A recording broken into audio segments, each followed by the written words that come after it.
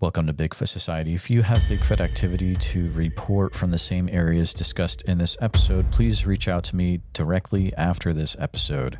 And if you'd like to be on the podcast to discuss a personal Bigfoot encounter, please reach out to me directly at bigfootsociety@gmail.com. Do you wish there was more Bigfoot Society to listen to every week? Well, there is now. If you become a supporting member over at Patreon, you get a special members-only episode every single week on Wednesdays, and sometimes even more episodes. Head on over to patreon.com/the Bigfoot Society. And now let's get on with the show. All right, Bigfoot Society, we got the privilege of talking to Jeff today. Jeff is an individual that left some interesting comments over on the YouTube channel, and I reached back out to him, and thankfully we were able to be connected, and he's able to come on the show today to share what he has experienced over the years. How's it going, Jeff? It's going good. Thanks for having me. Absolutely. I've been looking forward to hearing your story. I'd say let's go ahead and without any further ado, I'm going to go ahead and hand things over to you. You're welcome to take us back to the area where this first started, and the floor is yours. Okay. Well, it was in the early, I'm going to say mid-'80s, probably around 86 or 87 or so. And we had just moved. It was in an area, it was in Gallia County, Ohio. And we had just moved out to this, we lived in a small town, and we had moved out into the country. And we just bought a place and everything. And we had been there probably 30 days, maybe not even that long. And we'd just gotten moved in and starting to get settled in. And one night I was asleep, and I had to get up and use the restroom and everything. So I got up, and there was a window kind of like right by my bed a couple of feet away. And I walked by it, didn't pay no attention, I was kind of half asleep. I use the restroom, come back, and I get in bed, and I kind of feel like, I don't know, you ever get that funny feeling like something's watching you or not right, or, whatnot. And so I kind of roll over, and there was this big, huge, solid black thing at my window. And the window was several feet off the ground, the bottom of it. And then I'm going to say the top of the window was just guesstimate 7 to 8 feet or so off the ground if you were standing there. And this thing took up like almost pretty much the whole window. And its head was at the top, shoulders was as wide as the window. And it just completely, you could see a little bit, over its shoulders behind it. And I just didn't know what to think at first. It really scared me and freaked me out. And so I'm like running through my head, like, what this is. And I had some family that lived across the street, some young cousins and stuff. So at first I thought maybe somebody, messing around, pranking me, whatever. And so the more I kind of just, going through things in my head, and then there was a light on a telephone pole out in the yard, probably 50 to 60 yards behind this thing, and you couldn't see through it. So it definitely wasn't like just some shadow casting or anything like that. And so I laid there staring at it for several minutes. And the longer I stared at it, you couldn't make out no real details like of the body or nothing. It was just really close to the window. It's like solid black. And so I laid there and looked at it, and it never moved. And of course I was frozen. I never moved either. And we kind of stared at each other for a while. And the longer it stood there, which was several minutes, felt like a long time. You know how that goes. And the thing finally moved. It turned to its side right when I was just thinking, this is nothing, because at the time I didn't even know what a Bigfoot was. I've never heard of one, didn't know nothing about it. And so it turned to its side, and it took one step, and it was out of the window, like completely gone with one step. And you could almost hear it walking around the side of the house. And the first thing that went through my head as a young kid, I was like, oh, this thing's going to go around the back, try to come in the back door or something to that effect. And, but, you know, it just walked off and it never messed with the house no more or whatever. I laid there quiet for a long time after that. I couldn't even go back to sleep. And so this was pretty far out in the country in Gallia County, Ohio, and like kind of where Gallia County meets Jackson and some other counties out there. There's a wildlife area. It's called Wayne National Forest, and the property butted up against some of the Wayne National Forest property, and that's an area of, if I'm not mistaken, I looked it up one time. I think total it's like 144,000 square acres of national forest. And so, you know, I didn't know what it was. And like, I never really told my grandma about it or nothing because I lived with my grandmother when I was a small kid.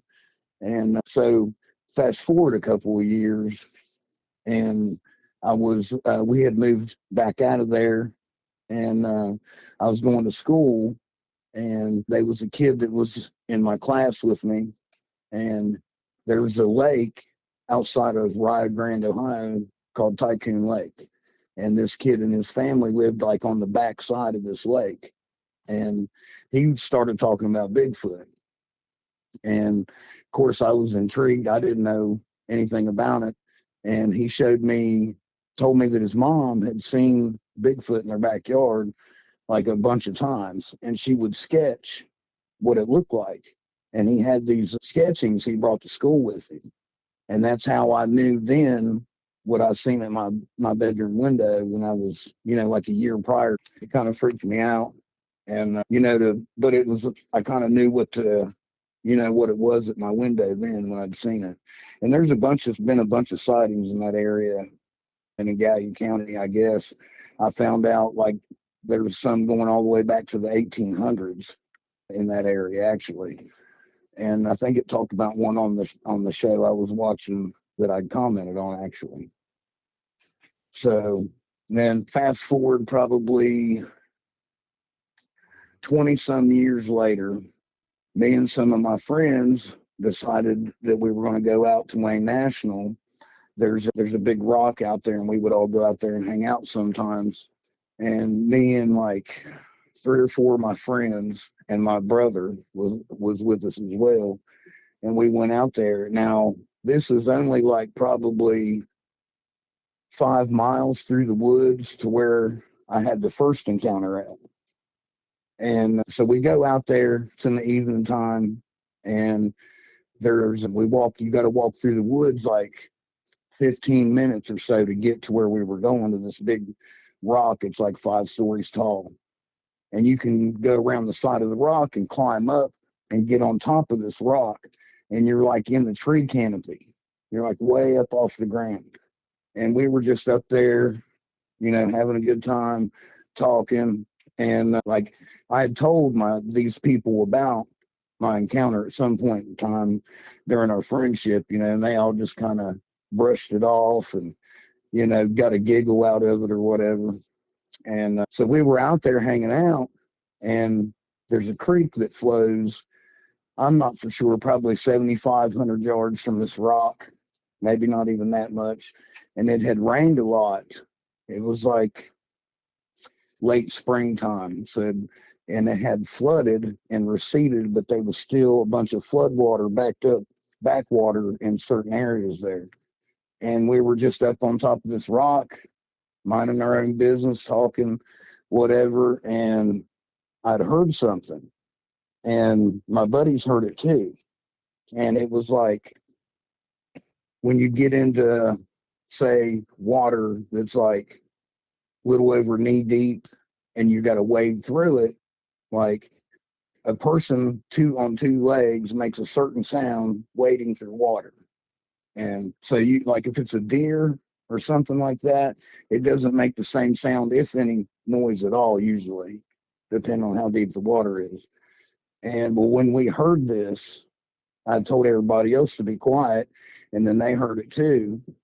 And it kind of freaked everybody out because everything in the woods got super silent when we heard this. Like you could have heard a pin drop a mile away. There was like no crickets, no birds, no frogs, no nothing. And like it literally scared everybody there. But now you could get a little bit of the glimpse of what it was through the trees, because now, mind you, we were way up and this thing was way down on the ground, and it was kind of far away too. But you could just hear it walking through the water, wading through the water. And it just really freaked everybody out. And nobody would go down off of the top of this rock, like, because our car was, 15 minutes through the woods, parked out on the road, and nobody wanted to get down and go to the car. And it really freaked all these guys out. And we stayed there until probably an hour after this happened. And really, it just walked and was just going somewhere. Like, it didn't even know if it knew we were there. It was trying to get away or something. I don't know if this thing was just passing through and we spooked it or what. But so it started getting dark on us. And I told the guys, like, I don't know about you guys, but I don't want to be walking back to the car in pitch black, because we didn't have no flashlights, no nothing. So we finally come down off of there and we made it back to the car. And still to this day, everybody that was there with us, they will not go back out to that area with me. You know what I mean? Like, and they're all petrified of it, won't go back out there. I've tried to get them to go back out there a couple of times. Now my brother, he'd go back out there with me, but none of the other guys would. And it's pretty neat though. I'm glad that I got to experience that with some of these guys, because I think they just didn't take me seriously when I told them what I'd seen. And, it was only just a few miles from where I'd seen the first encounter at. So it was a pretty wild time there the second time. But there's a lot of land out there. So, anything could be out there. If you think about, all those thousands of acres, it's got plenty of places to be. And the only time anybody's out there would be, hunting season or whatever maybe. But so that's pretty much about my experiences with it in the Gallia County area there. I live in West Virginia now, but I grew up there in Ohio, Gallia County, my whole life, like 30 some years. So, and I've had some other friends that would say, that they've seen things too, or heard something while they were there, because I knew a lot of people that lived around that area that was close to that Wayne National Wildlife also. So, Jeff, thank you for sharing what you experienced over the years. I do want to also point out something about this county. It is right across the river from Point Pleasant, West Virginia. So that kind of puts a whole, other spin on it. A lot of people probably know about Point Pleasant and that area. Well, this county, right across the Ohio River. So yeah, there's a lot of weird stuff, even besides Bigfoot, that's going on in this area. yeah. I grew up. You got the Mothman. Yeah, the Mothman and all sorts of weird stuff around that area. I grew up out in Western Massachusetts. We had a large rock out in the woods out where I grew up in Franklin County, and allegedly it had a name. It was called Wabeek, and supposed to mean big rock. Now, I don't know if that was just a story my dad came up with or if that was actually true or not, but did the locals have a name for this rock area in Wayne National? Yes, I think they do. And I'm trying to remember, if my memory serves right, I think they called it Chimney Rock, possibly. I think I looked it up one time, just happened to Google it one day to see if I could, if there was anything linked to that rock where we were at and that name. And there's some old stories with that rock that go all the way back to, I don't know, sometime maybe early 1800s. Something about a family that had stayed there and the wife got ill or something. And I'm not sure of the story, but you can look it up. I'm pretty sure the locals named for its Chimney Rock. Interesting. Sounded like it was your buddy and This was the account that was up by Tycoon Lake. And so you were able to see these drawings that your buddy's mom was making of the Bigfoot in that area? Yeah, he brought him to school, and it was pretty interesting because, like I say, I didn't even know, what Bigfoot was when I had my first encounter. And it just creeped me out because every time I'd go out in the yard, I'd be by myself. And I was always like one of those get up early kids. You know what I mean? I'd be outside sometimes right after the sun comes up or at dawn or whatever. And I don't know, it was always uneasy playing out in the yard. I didn't want to go outside much and stay out there very long. And I don't know, it just kind of creeped me out after that. And I really wasn't into, I'd go outside and ride my bike or whatever. Because we had a big garden. My aunt lived across the street and we had a big garden right beside the house too. They had corn and everything in it. So sometimes visibility past a certain spot there, something could be in the garden around the corn. You'd never even know it was there. So I just always had a creepy feeling, even after that, like something was watching me or whatever. But I never seen nothing after that. But that time right there was enough. But yeah, the kid had drawings and he brought them to school and showed them to me. And they look a lot like, a lot of the Bigfoot drawings you'd see that anybody else would do. So like the classic pose where it's walking, the same direction as Patty and all that. Yeah, it was a couple of them. It was just standing by like a tree in the back corner of the yard. And I'm pretty sure, I think his mom said, or he told me that his mom would like leave apples out and stuff for this. And they would come back and the apples would be gone or whatever. And I've heard that in other stories too, people leaving stuff out. But they never did say anything about. That's basically all they said was that his mom, and I'm guessing she had several encounters because he had, I don't know, 10, 15 drawings that his mama did. He brought them to school and was showing us all to him, all the drawings and everything. Oh, that's so fascinating. There must be quite a story behind that. And, I would even be curious if people listening are from that area, there could even be things going on in that area to this day. Yeah. You had said something interesting. I think I heard it right when you were talking about when you first saw it by your window. And what age were you approximately again at that time? I was 7 or 8 years old. Okay. Did you refer to it as a she? You couldn't really tell. You know what I mean? Like now with like the Patterson film and all that, you can kind of really tell that. I think, that one's like a female, obviously. Right. But now this one, I don't know, I was just so freaked out. I don't know. I didn't really pay that much attention when it turned sideways and walked off because when it moved, it really freaked me out. You know what I mean? Like, because at first it never moved for minutes. I mean, it didn't twitch, jerk, shake, nothing. So I really thought it was nothing after laying there staring at it for, like I said, now it could have only been 2 minutes, could have been a minute. Sometimes that feels like eternity when you're looking at something like that. Sure. When you're looking at it and you can see something through the window, were you able to see any details of the face, or was it more just it was a big, solid black mass by that window? Yeah, it was just a big, solid black mass. Like I've heard people say stuff about like eyeballs, like the eyes were glowing or reflecting or whatever. There was none of that, but there wasn't any light coming out of my house at all because the lights were off in the bedroom and there was a light out in the yard behind it. So the whole front of it was just solid black.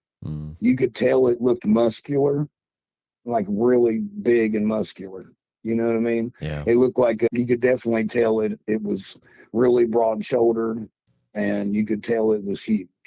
You know what I mean? Like its head was all the way up at the top of the window. Like it didn't its head didn't go above the window, but its head, the top of its head was at like the top of the window. Were you hearing it make any noises at all, or would you hear strange noises by your house at other times? No, not really. I heard it take a couple of steps when it walked away. And I don't remember really any strange noises or anything after that. But things would get really eerie and really quiet. Mm. And I think that's kind of what freaked me out too when I'd be outside early in the morning. Because, you know, early in the morning when you live in the country, the birds are chirping, they're going off. You know, everything is kind of coming awake for the day. And I'd be outside and it'd just be, sometimes it'd just be really quiet and eerie, like, you know. Absolutely. And we only lived there for probably, I don't know, I'm going to say we only lived in this location for 6 to 8 months. And then we ended up moving back to in the same town we originally lived in. And I don't really remember why we did that because I was kind of young and it was so long ago. But yeah, I don't know, it had an odd feeling to it when you go outside. And I was always by myself. There was no other kids there, you know, so it'd just be me outside with my bike. And I'd get, just every now and then, I'd get freaked out. And I don't know, just had a really eerie vibe to it. Yeah, absolutely. What did your parents think about this whole deal where you'd seen something through your window? Well, I didn't say anything to my grandma at first about it, but later on, I told my mom about it, and she was saying, "Oh, maybe it was a bear or something to that effect." You know what I mean? But I mean, in that area, there's really, especially back then, there's really not a lot of bears. Now, there is a few every now and then that might come across the Ohio River from West Virginia. There has been noted some that's come across into Ohio, but really, if you do some research, they really don't. We really didn't have a lot of black bears or anything of that nature. So, and a black bear wouldn't have looked like this standing on its hind legs at my window. Mm. You know, like its arms was down to its side and it just stood there. Like, I guess, I don't know if it was at the window when I walked by the first time because I was like half asleep. You know, you just wake up and you go use the restroom and you come back. And we didn't even have no curtains on the window yet, on the bedroom window, because we just moved in there, you know, slightly before this. And you could see the whole, that it just took up the whole window, except for you could see over its shoulders. You know, everything was just blacked out. And I don't know really what time it was, but it had to have been 2, 3, 4 o'clock in the morning. Okay, Because sure. it was just really, really late, really dark outside. How long had this house been vacant for before you guys moved into it? It was it was all brand new. We just put it there. Oh, okay. It was like a double wide mobile home. And my grandma had bought it and had it put there. So there was nothing there. It was just an open field, and it always had some kind of garden over there, and the rest of it was open. We just come in and plant this thing in the middle of this field. You know what I mean? So the thing was probably like, what is this? You know what I mean? No, yeah, I'm totally getting it now because, I mean, before you're there, it sounds like it's pretty much just a food area. You know, there's a garden and all that, and then Yeah. all of a sudden you guys show up and it's like, whoa, what's going on here? And there's this kid running around and making noise and stuff. And yeah, I could totally see something like this happening, man. That's wild. Yeah, like I say, it was like I could see it being curious of what is this? You know what I mean? Like, it was never here before. So, but yeah, the second encounter was kind of crazy though, because because I mean, let's face it, some people you tell about this stuff, and a lot of people see things and they don't ever tell nobody Mm-hmm. because they're just afraid people's not going to believe them. They're going to laugh at them, think they're crazy, you know, whatever. And, all my buddies got a big laugh kick out of it when I'd ever told them the story over the years. And then so when this happened and we were on top of that rock, after this thing had like vacated the area and we couldn't hear walking no more moving through the water or anything, it was almost like we really didn't see exactly what it was, but we all knew what it was, if that makes sense.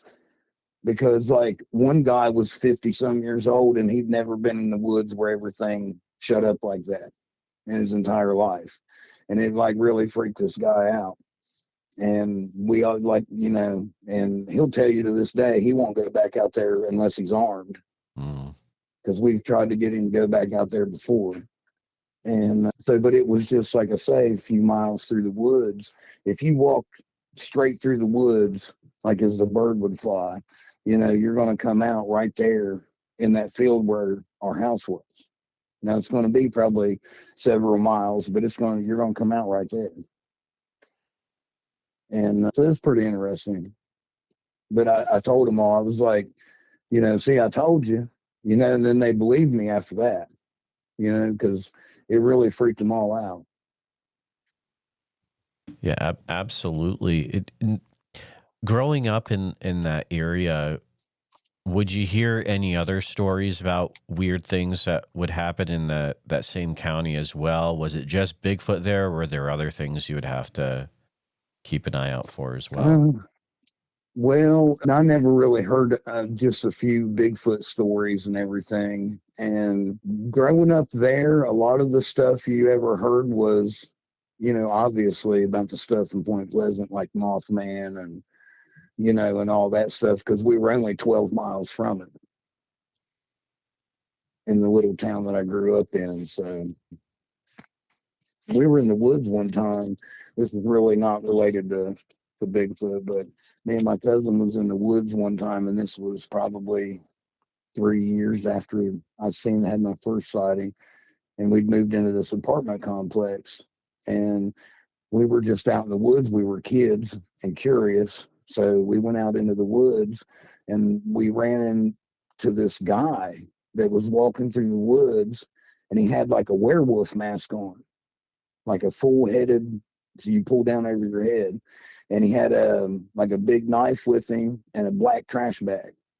And it freaked us out. So we just laid down behind some logs. And my cousin was older than me, and she told me to be quiet. And we just laid down and watched this guy. And he walked up to a tree, set the black trash bag down, and walks off. And we wait like, I don't know, 15, 20 minutes to let him get gone. And we were just shaking, scared to death, because we're young kids. I don't know, younger. I was younger than 10, and she was probably 12 or 13, probably, I would say, at that time. And so we let the guy leave, and we go up. She wanted to leave. I wanted to look in the bag. You know what I mean? So I go over there and open up the bag, and it was just like animal parts in this bag. You know what I mean? So that was pretty crazy too. That's another experience I had in that, in that county in the woods. So I just want to make sure. So you saw a dude with a it was mask on. Yeah, broad daylight. And a knife in a bag full of animal parts. Yeah. Oh, yeah. Boy. Like we were just walking through the woods, and we seen him from a distance, like a good distance coming, and it scared us because obviously the guy had on like a crazy looking mask. And my cousin made me duck down, and we got down behind some down trees that luckily there was something to get behind right there close. And the guy just strolled up through the woods, had a knife in his hand. It's been a long time ago. That was 30 some years ago. Now, I don't remember if it was a machete or what, but he had a big knife in his hand. And, he just walked up to this tree, set this bag down, and kept on walking. And it wasn't even a big wooded area. Like this was behind like a residential area. like on the edge of town. The apartment complex was on the edge of a town, and then it went into some woods, and there was a few houses scattered around probably, I don't know, it might have been like 100 acres of woods there, probably. And that was a pretty crazy experience. That was like the only other thing I've had besides, obviously the Bigfoot stuff. But it was pretty evident that it was definitely a mask he was wearing, and not like a werewolf. Yeah, because he had on, right, yeah, he had on like a jacket or some clothes, right, and pants and boots, you know what I mean? What time of year was it again? It was probably late summer. I know it wasn't winter, and I know it wasn't like all the way into fall yet because everything was still kind of green. So it's probably late summer. Man, that would freak me out. I mean, I don't know how I'd handle that as a little kid, especially holding a knife. Ugh. Yeah, I never went back into those, because the woods was like right behind the apartment complex, probably 50 yards. It was like a grassy hill, went down.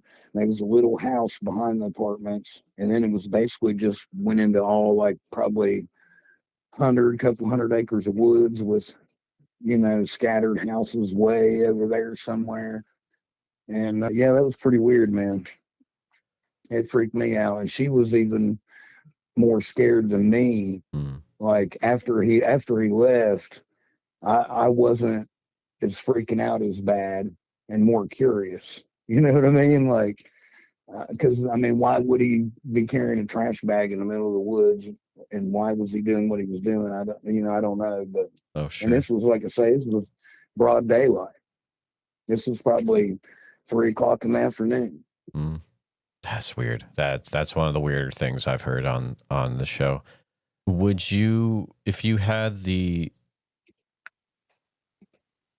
make the decision whether to see one or experience being around one again, would you decide to do so, or is that something you would not want to be involved with?